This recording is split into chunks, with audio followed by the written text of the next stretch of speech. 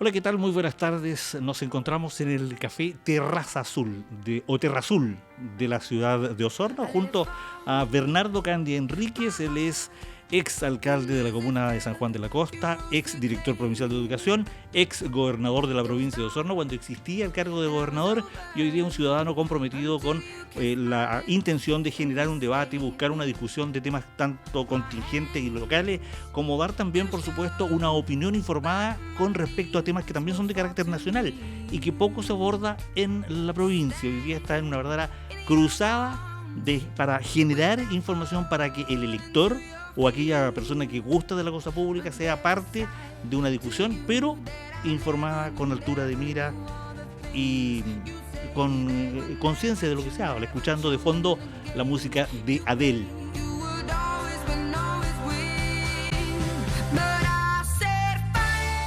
Adele, le gusta la música de Adele. Bernardo, un gusto estar con usted y compartir micrófono y espacio. Hola, buenas tardes, Claudio. Primero agradecerle el espacio que nos facilita también el Café Terrazo, ubicado en La Esquema. La propietaria de este café es Camila, y por lo tanto también hacer una invitación a la ciudadana a venir a compartir un rico café en estos días fríos, que es bueno también el diálogo, es bueno tener la conversación con aquellas personas que ojalá discrepen de nuestros planteamientos. Los temas a abordar son variados, son muchos. Usted es un buen conversista, por lo tanto podemos pasar varias horas conversando, pero los tiempos también son acotados.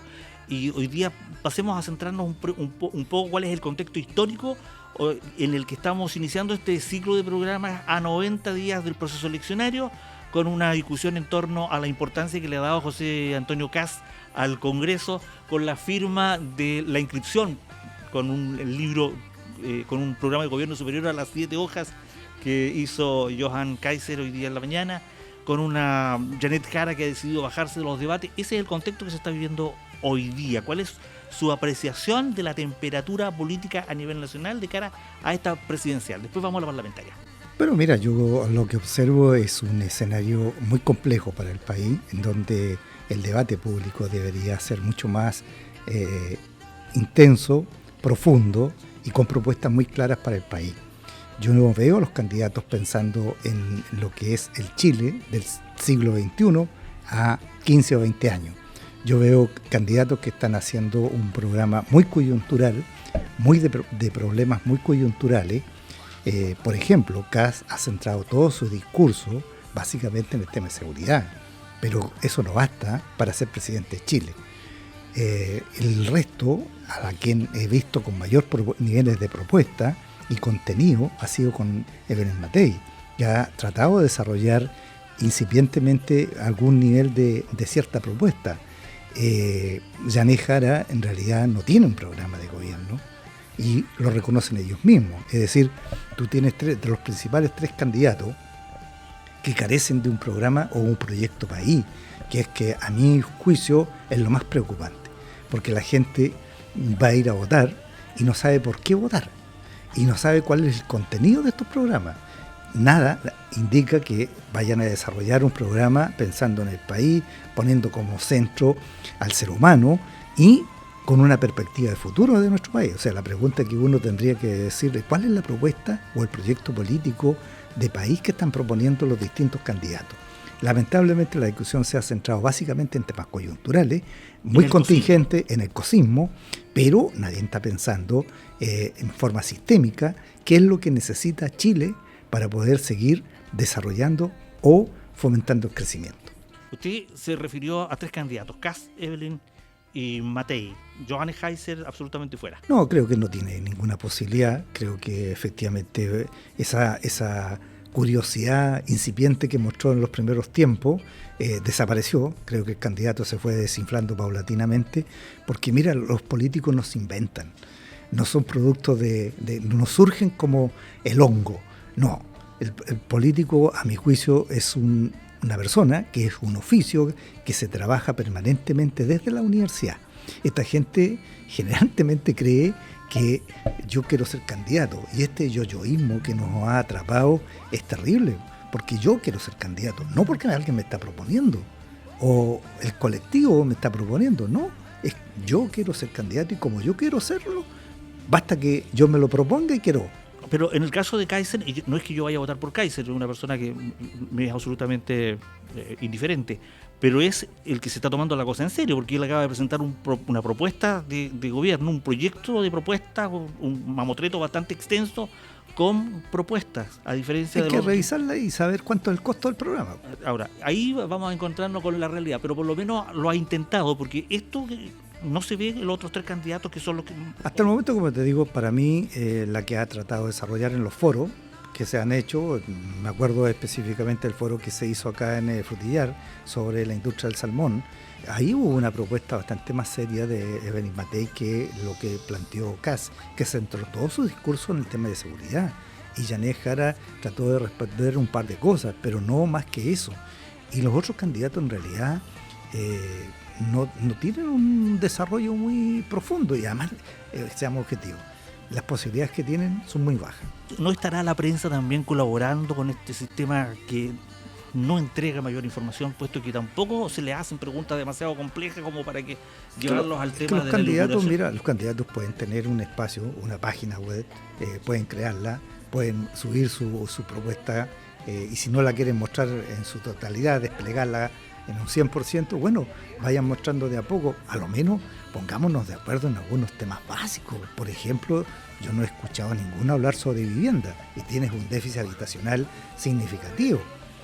Tampoco he escuchado hablar sobre cómo vamos a disminuir lo que son las listas de espera, cómo vamos a construir esos 30 hospitales que hoy día están en proceso de construcción. Tampoco veo, digamos, una propuesta en infraestructura. ¿Cuáles son los puertos que vamos a intervenir si queremos exportar? Educación. No se está hablando. Natalidad también. Que otro tema que es contingente, pero que es un tema que tiene implicancias a futuro. Es decir, tú tienes un proceso de envejecimiento de nuestra población que puede tener, digamos, incluso impactos geopolíticos militares. Porque piensa tú que con esa tasa de natalidad, que es 1 punto y algo, difícilmente nosotros vamos a tener contingente el día de mañana para poder satisfacer todas nuestras necesidades y eso es evidente que tiene un impacto negativo. Entonces, y si los candidatos no están pensando en eso, no están proponiendo políticas para incentivar una mayor tasa de natalidad, bueno, vamos a enfrentar un tema complejo. Ahora, ¿es porque realmente ellos no tienen o porque ven con cierta liviandad un electorado político que tampoco cuestiona? Yo creo que hay una mezcla de esas dos cosas. Yo creo que Chile está en un proceso de que también los ciudadanos se sienten muy desafectados de la política y no entienden de que la política tiene impacto directo en la vida cotidiana de los seres humanos. Es decir, si tú no tienes conciencia clara que necesitas elegir un presidente que tenga una propuesta sólida, contundente y que al final tú puedas pasarle el día de mañana a decirle, oiga señor, usted se comprometió a esto y de todo lo que usted se comprometió, bueno, cumplió un 50%. Explíqueme por qué no logramos, por ejemplo, la meta de construir 400.000 viviendas.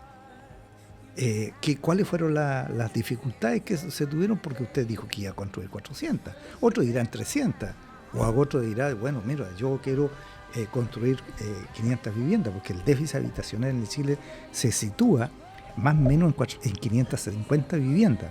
O sea, si tú no enfrentas esos temas en forma urgente y rápida, bueno, va a seguir creciendo el déficit habitacional.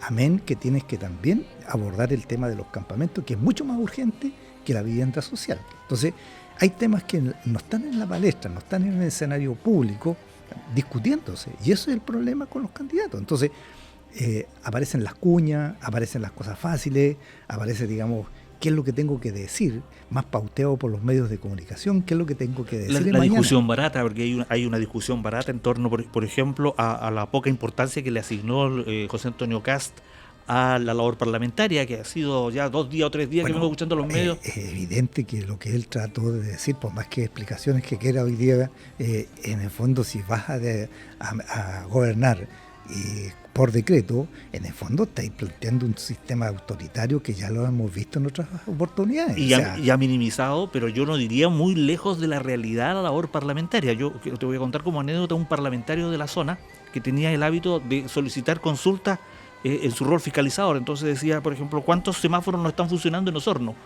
Entonces mandaba un oficio a la Municipalidad de Osorno con copia a las otras 256 municipalidades. Entonces, en el resumen final del año, él había hecho 256 fiscalizaciones. Y la verdad que era una con copia para todas. Claro, ese es otro tema, porque lo que pasa, mira, yo en términos de los parlamentarios, la pregunta que yo me hago, bueno, si a estas personas, hace poco salió una cifra de 1.700 millones de pesos que se gastaban en los parlamentarios de nuestra circunscripción y distrito. Bueno, la pregunta es, ¿cuál ha sido el aporte de esos parlamentarios en el tema legislativo? Porque ellos, ¿por qué se eligen? Se eligen para legislar. Y entonces la pregunta que yo le haría a nuestros representantes, bueno, ¿cuáles han sido los proyectos de ley que usted ha aprobado y que han sido de su propia iniciativa? O como decía Coco Legrand, evacuadas. ¿Cuáles son las leyes evacuadas? Y por lo tanto, ¿qué impacto han tenido en la ciudadanía en la región? ¿Qué es lo que yo observo? Que uno debería pedirles cuenta en función de los productos que generan. Si fueron elegidos por 4 años, bueno, ¿cuáles son los productos que se lograron con usted ejerciendo su cargo en estos 4 años? Y si el parlamentario me dice que fue a calentar el asiento en buen chileno en el colegio, uno veía que habían alumnos que se iban a puro calentar el asiento. Entonces, si estás calentando el asiento y no estás haciendo ninguna propuesta, bueno, la ciudadanía tiene que evaluar eso. Pero tiene que funcionar la institucionalidad también, porque Dorothy Pérez, por ejemplo, tomó la Contraloría y empezó a hacer una serie de movimientos que hoy día han generado distintas polémicas, investigaciones y posiblemente la recuperación de recursos. Pero, ¿qué hace con respecto a los parlamentarios y el seguimiento, o a los candidatos presidenciales, y el seguimiento a los compromisos adoptados en tiempo de campaña, como para al final del periodo decir, mire, usted se comprometió a esta cosa? Claro, lo que pasa es que tú tenés que tener ahí también una ciudadanía con conciencia cierta, diría yo, como decía Aristóteles, o sea, aquella persona que está enterada de la cosa pública. Y yo no veo a nuestros ciudadanos preocupados de la cosa pública. Lo que veo es una mayor preocupación por la denostación de la cosa pública. Es decir, mira, los políticos, y esto es muy generalizado, los políticos todos son ladrones. Así es. Entonces, cuando tú entras en ese tipo de discurso y no discrimina, porque es distinto, es decir, con nombre y apellido, sí metió las manos y yo no voy a votar por él, o no lo voy a llevar como candidato, entonces estás siendo responsable con tu país. De lo contrario, caes en lo mismo. Se alienta mucho el murmuro rumor, la desinformación, el fake news, la mala intención en aclarar o plantear situaciones. Bueno, estas modas se han hecho ya en otros países, o sea, Estados Unidos, en Hungría, en España, en Alemania, en muchos países se ha ido tomando la mentira como parte del accionar político, y eso no puede ser. O sea, tú no puedes falsear la realidad, o lo mismo que dijeron de la Matei, el grupo que apoyaba a Kast, por más que el tipo lo niegue, cuando trataron de plantear de que ella tenía poco menos que Alzheimer. Entonces tú decís, si hay ese nivel de descalificación, bueno, pero siempre se ha escuchado ese nivel de... Acuérdese que acá en la zona a Bertín también se le decía un tiempo que tenía Alzheimer. Bueno, pero esas mentiras, ¿me entiendes?, le hacen daño a la política. Alentarlas, repetirlas y retransmitirlas. Claro, porque al final de cuentas tú tienes que ser responsable con lo que estás diciendo. Nosotros hemos logrado construir un país bastante más serio de ese tipo de cosas. Porque finalmente son ellos los que nos van a seguir representando y son ellos los que vamos a tener que acudir y son ellos los que van a tener que plantear las propuestas de desarrollo de este país. Claro, entonces lo que tienes que demandar a los parlamentarios, a mi juicio, es que ellos sean buenos legisladores. No son asistentes sociales, no son gestores, ellos no representan al Ejecutivo, por lo tanto también ellos tienen que educar a la población. O sea, no se me vengan a pasar de listo, porque cada parlamentario te llama cuando tú ejerces un cargo de ejecución para que le ayudes a ellos. Pero ellos no son los que ejecutan proyectos, no son los que presentan los proyectos, no son los que se obtienen los recursos. Esa capacidad de gestión está radicada en otra institucionalidad. Lo puede hacer un alcalde, lo puede hacer el gobernador regional, o lo puede hacer un ministro de alguna cartera relevante. Pero los legisladores no hacen eso. O sea, cuando te llama un parlamentario y te pide, por favor, mire, yo quiero que... No, mi amigo, usted dedíquese a legislar porque usted me está tratando de influir en que yo tome mis decisiones. Yo tengo claro cuáles son mis prioridades, no son las suyas. Ahora, un buen parlamentario es capaz de legislar en un periodo entre 6 o 7 leyes. Eso es lo que le da el tiempo, el trabajo. Aquí no hay un superparlamentario que hizo 25 leyes o 30 leyes. Puede haber participado en la comisión donde distintos parlamentarios presentaron 30 iniciativas. Pero no se pasan de listo los parlamentarios diciendo, mire, yo soy el que más leyes hay. Yo insisto, para mí la ciudadanía lo que tiene que evaluar cuál ha sido la gestión y cuál ha sido los proyectos que han aprobado de ley los parlamentarios de nuestra circunscripción y distrito. Es decir, bueno, si el diputado presentó alguna iniciativa legislativa o el senador, ¿por qué votaron? O sea, tú, por ejemplo, yo siempre me acuerdo de los retiros de la AFP. Bueno, aquí muchos quisieron pasarse de listo. O sea, primero yo puedo entender 2 retiros, pero cuando ya estáis hablando de 4 retiros, que sabes que le estás produciendo un daño a la institucionalidad del Estado de Chile, en donde la inflación llegó a un 14,7%, bajar eso, y eso tiene un costo y un impacto de vida en las personas concretas. Entonces tú decís la irresponsabilidad, todo porque si yo quiero ser electo, y además, digámoslo con claridad, hay una mujer que se ha dedicado a promover los retiros sin ninguna responsabilidad, ¿no? Y habla que yo no soy política, y ahora se va por un cargo político en otra lista que no era la que originalmente se presentó.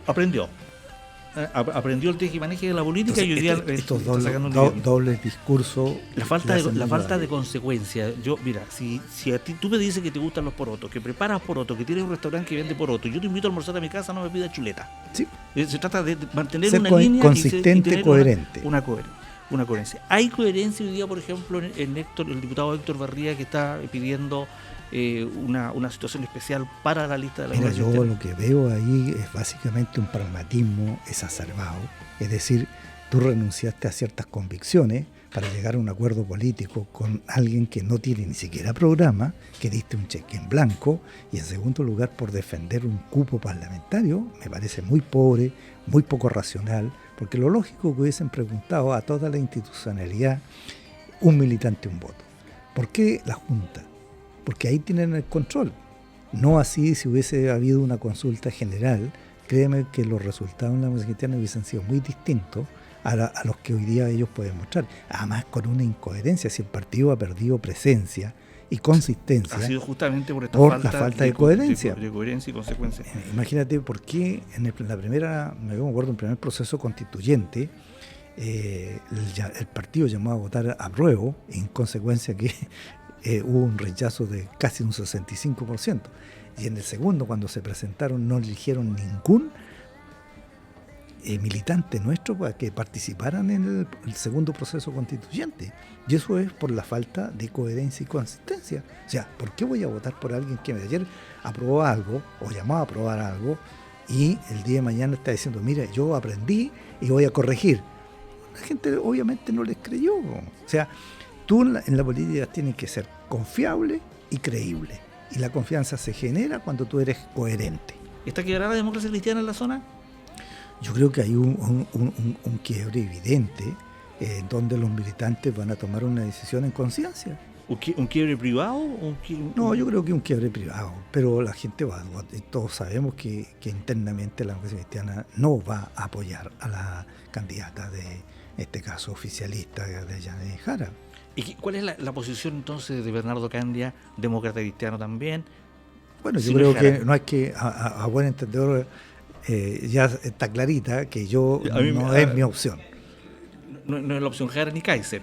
No, para nada. Kass tampoco. Tampoco, porque en realidad yo creo que los extremos le hacen daño al país. Aquí tú necesitas llegar a acuerdos, necesitas construir entre todos para que el país pueda progresar y desarrollarse. Si tú pretendes gobernar el día de mañana mediante decreto, la experiencia histórica indica que es un error.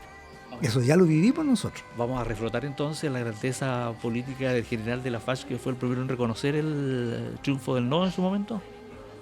¿Por qué me dices eso? Matei, no sé qué otra alternativa. No sé, pues o sea, yo no he dicho que voy a votar por Matei, pero es evidente que al final yo comparto un planteamiento mucho más de centro, un planteamiento mucho más equilibrado, es alguien que proponga una propuesta más sólida desde el punto de vista de construir los grandes acuerdos. A este país le fue bien cuando llegábamos a acuerdos, le fue súper bien. Pudimos sacar, imagínate, nosotros teníamos un 45% de pobreza y llegamos a tener una pobreza de un dígito. Entonces, ¿por qué no seguir con la misma, yo diría, en el mismo carril de potenciando el desarrollo y el crecimiento? Pero para eso necesitas llegar a acuerdos, no la fragmentación. Eso le hace mucho daño al país. Pero ¿tiene equipo o no tiene equipo CAS o la derecha en general? Ellos tienen que mostrarle. ¿O van a recurrir a su think tank? No, yo creo que ellos tienen que mostrarle, digamos, cuáles son sus equipos que están tras, digamos, de cada una de las propuestas. O sea, yo en ese sentido, insisto, para mí, de ese punto de vista, veo mucho más sólido quienes apoyan a Matei, porque ahí tú identificas claramente quiénes son los intelectuales que están tras de esa candidatura. No lo veo, por ejemplo, en Yanez Jara, no está claro quiénes son los intelectuales. De hecho, le costó un montón conseguirse dos economistas que no son los de lo mejor en la plaza. Es decir, tú ahí ves una debilidad. Desconozco quién va a trabajar el tema de salud, educación, vivienda, obras públicas, que es tan importante. O sea, obras públicas mueve el motor de un país. ¿Tiene usted algún pronóstico de cómo se va a conformar la planilla parlamentaria a partir del 18 de...? Bueno, todos estamos esperando que aquí al 18 se produzca, digamos, los acuerdos. Todo indica que lo más probable es lleguen a acuerdos, que todas estas tiras y aflojas son más bien productos del chantaje. Yo quiero más cupos, ¿sí? Todos los partidos chicos, porque de alguna forma está su sobrevivencia.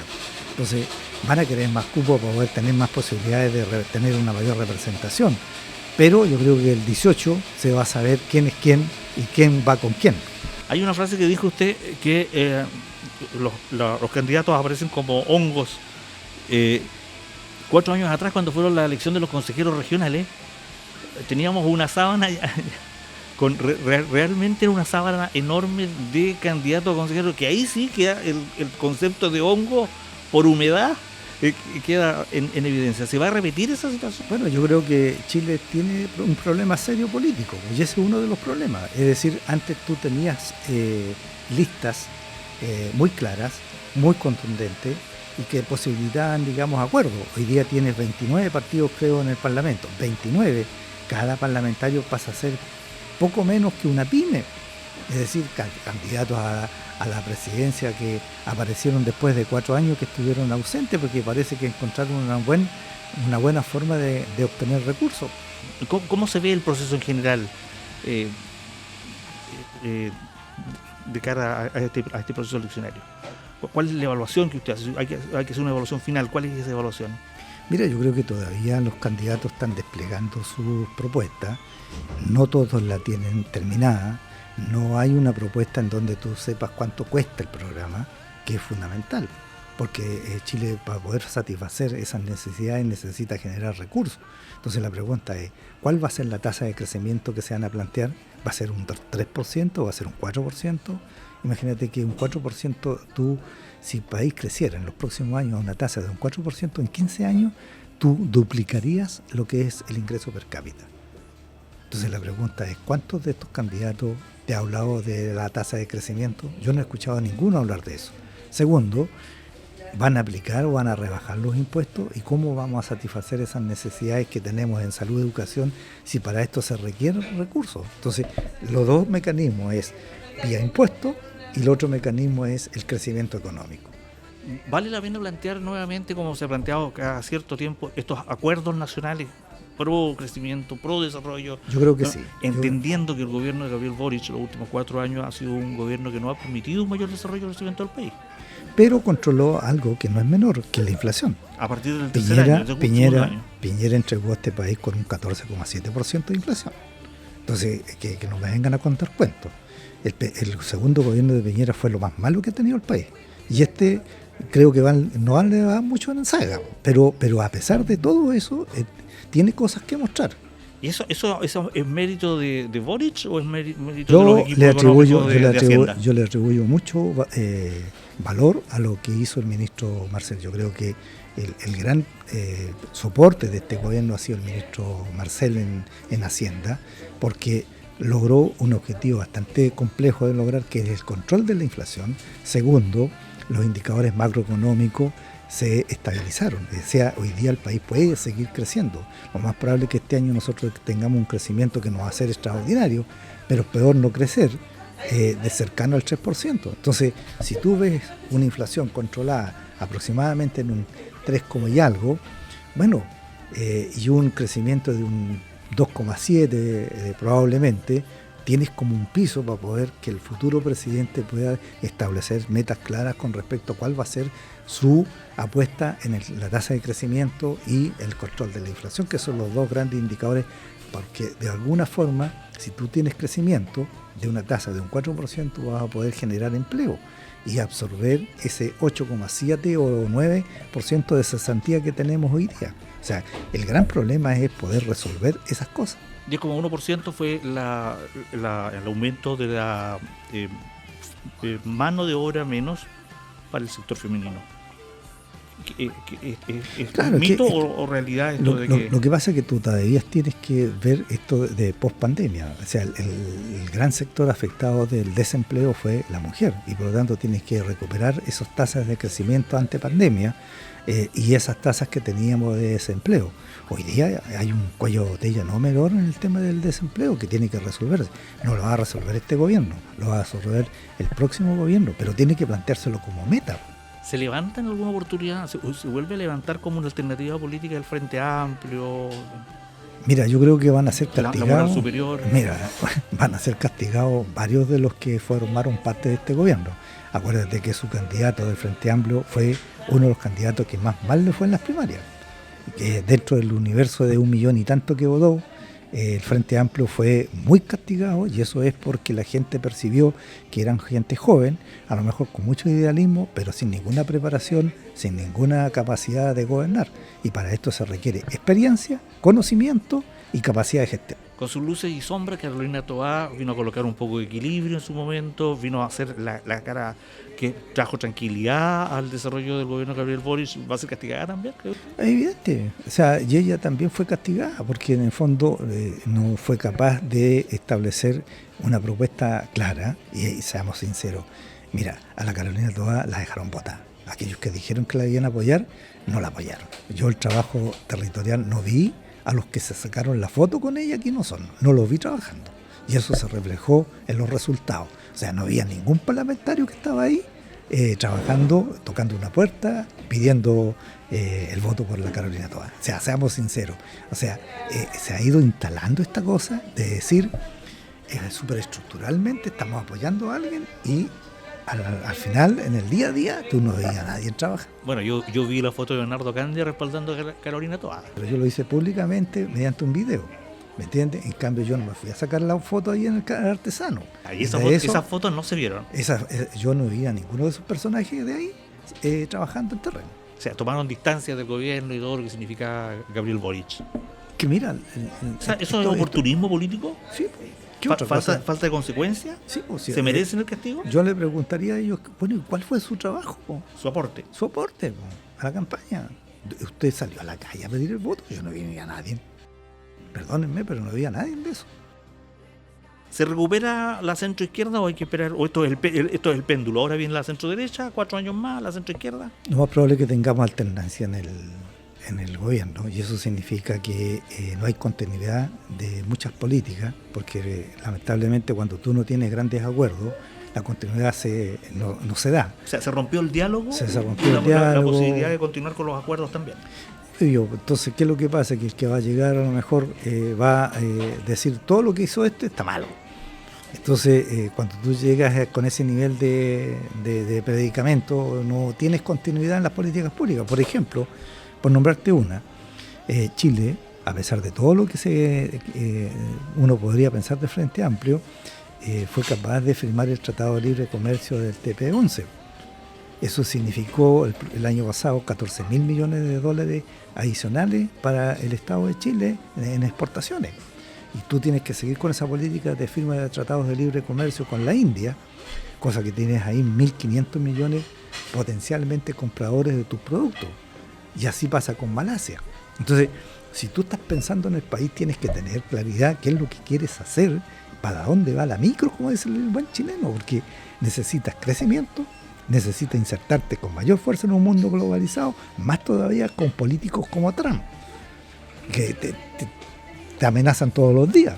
Justamente fue el aumento de los aranceles al cobre, fue uno de los detonantes que manejaron la inflación de forma negativa este mes de julio. Claro, porque cada vez que habla, introduce un mecanismo de incertidumbre y eso tiene impacto en las bolsas. Nosotros, a Dios gracias, lo que exportamos son cátodos de cobre, no exportamos refinado elaborado. De lo contrario hubiésemos tenido un serio problema. Y además Chile ha hecho una tarea muy bien, que nos ha colocado, como dicen en buen chileno, los huevos en una sola canasta. Tenemos la Unión Europea, tenemos Asia del Pacífico y tenemos Norteamérica. Aprovechemos de decir aquellos hombrecitos sabelotodos que plantean que el litio lo podemos exportar manufacturado. No es posible, porque sale más caro traer toda la tecnología para... Esos son procesos muy lentos y es como el sueño del pibe. Claro, y a lo mejor pasó la vieja. Es fácil contarle a la gente, mire, seguimos exportando litio sin procesar cuando nosotros podríamos procesarlo y quedarnos con el valor agregado. No es factible. Pero también es muy difícil construir una industria. Entonces, sin el apoyo privado. O sea, independientemente de eso, es muy difícil que Chile de la noche a la mañana aparezca, digamos, procesando el litio y generando, digamos, valor agregado cuando necesitas generar conocimiento, aprendizaje. Tú tienes que mirar otras áreas en donde Chile puede ser una potencia. Por ejemplo, la gente no sabe que Chile hoy día está exportando conocimiento a través de los servicios. Chile en los años 90 no exportaba conocimiento. Hoy día exporta 4.500 millones de dólares con la posibilidad el día de mañana llegar a sobre la industria del salmón. Sobre los 6.500 millones de dólares. Y si tú avanzas en ese sentido, puedes exportar conocimiento intangible. Eso en los años 90 no era pensado en Chile. Hoy día sí lo puedes hacer. Entonces, eso es una apuesta país. Oiga, yo lo dejamos hasta aquí hoy día, son más de media hora de conversación. Me gustó mucho el formato, compartir con usted, que me haya dado la oportunidad de hacer el piloto de un programa que podemos continuar con otras personas, otros invitados, otros temas para darle una continuidad. Es interesante la necesidad de generar un debate que aporte a la construcción de ideas y a la discusión de ideas. Cuando no hay una masa crítica, no se avanza, nos estancamos. Y eso es peligroso. No, efectivamente, yo creo que este tipo de conversaciones deben contribuir a que la gente tenga elementos de juicio para el día de mañana tomar sus propias decisiones. Nosotros no estamos diciendo por quién tenga que votar, pero sí infórmese y vote en conciencia. Y a los medios de comunicación los invitamos entonces a hacer las consultas pertinentes. Ya sabemos que en lo local hay un quiebre en la democracia cristiana, que hay una mirada más cercana hacia otro sector político que al que no se logró con un acuerdo que se impuso a través de una mesa respaldando a Yanit Jara. Bernardo Candia seguramente tiene más de algo que decir con respecto a esto para ocupar un espacio en algún medio de comunicación que lo requiera. ¿Es así? No, sí, yo todavía no he dado mi decisión, pero el día de mañana la tendré que tomar. Así es. Bernardo Candia, entonces, a través de Semanario Local, conversando con nosotros con respecto a este tema, en este piloto de un programa que vamos a iniciar. Todavía no le ponemos nombre, como en media hora podríamos llamarlo contrarreloj. Vamos a trabajar una alternativa y una propuesta, y queda usted cordialmente invitado a revisar este podcast a través de las distintas redes sociales de Semanario Local, y junto a Bernardo Candia le deseamos un muy buen fin de semana. Antes de terminar, solamente invitar a la gente a venirse a tomar su cafecito aquí al Terrazo, un muy buen café. Hay unas niñas muy simpáticas, una morenita muy buena moza que vi por allá, así que le vamos a dar un saludo cordial. Yo repito solamente lo que usted me dijo. Con Bernardo Candia, entonces, Semanario Local. Hasta pronto.